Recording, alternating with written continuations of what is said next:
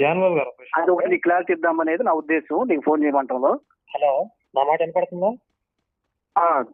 కరుణాకర్ మీ మాట వినపడింది, చెప్పండి. స్వస్థతలు ఉన్నాయి అన్నారు, అంటే స్వస్థతలు ఉండటం అంటే యేసు కాలంలో ఉన్నాయా, ఇప్పుడు కూడా జరుగుతాయేనా? ప్రజెంట్ కూడా జరుగుతాయి. ప్రజెంట్ కూడా జరుగుతుంది. మీరు చేసి అంటే ప్రజెంట్ కూడా అంటే కంటిన్యూగా ప్రార్థన చేసే ప్రతి పాస్టర్ చేస్తారన్నది కాదు అండి. ప్రజెంట్ కూడా ఉన్నాయి. ఎందుకంటే యేసు ప్రభు నిన్న నేడు నిరంతరం ఏకరీతిగా ఉన్నాడు అని బైబిల్ చూపిస్తుంది. మీరు చేసి చూపిస్తారా? మీరు రుజువు చేస్తారా స్వస్థతలు? నేను ఖచ్చితంగా రుజువు చేస్తాను. ఓకే, లేదా ఆ విషయం మీద మనం డిస్కస్ చేద్దాం. సరే, నా చిన్న వెర్షన్ విను. సరే, నీకు నీ వెర్షన్ ఇది. ప్రాక్టీస్ లోకి వెళ్ళిపోదాం అండి. ఏమంటారు కరుణాకర్ నాకు ఈ విషయంలో? స్వస్థతలు ఉన్నాయా లేదా అనేది ప్రాక్టికల్ గా పరీక్ష చేద్దాం. మీరు రుజువు చేస్తారా? No problem. ఇప్పుడు నేను అదే అంటుంది.